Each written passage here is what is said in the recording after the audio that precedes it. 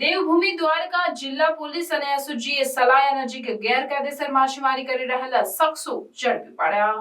દ્વારકા જિલ્લા પોલીસ દ્વારા ડ્રગ્સ જેવા ગેરકાયદેસર માદક પદાર્થોની હેરાફેરી પર અંકુશ લાવવા દરિયાકાંઠાના વિસ્તારમાં ડ્રોન દ્વારા પેટ્રોલિંગ હાથ ધરવામાં આવ્યું છે.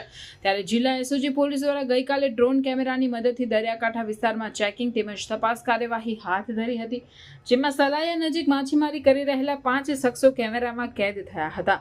આ તમામ સલાયા નજીક ગેરકાયદેસર રીતે ચોરી છુપીથી ચોરની ઝાડીઓના આડમાં માછીમારી કરતા હતા.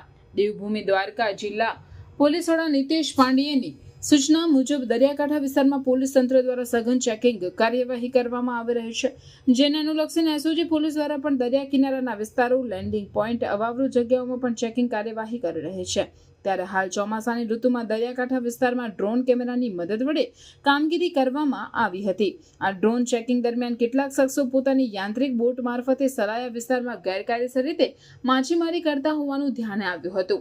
આ અંગેના લાઈવ વિડીયો ફૂટેજ નિહાળી એસઓજી પોલીસે અન્ય બોટ મારફતે આ સ્થળે પહોંચી ગઈ હતી. ડ્રોન કેમેરાનો ઉપયોગ કરી શહેરના જંગલોની અંદર અનઅધિકૃત રીતે માછીમારી કરતા હોય તેવા ઇસમો વિરુદ્ધ કાયદેસરની કાર્યવાહી કરી જાહેરનામા ભંગની ફરિયાદ ઉપરાંત ફિશરીઝ એક્ટ 2020ના કલમ 21C મુજબ ગુનો નોંધી અને આગળની તપાસ સલાયા મરીન પોલીસ સ્ટેશનને સોંપવામાં આવેલી.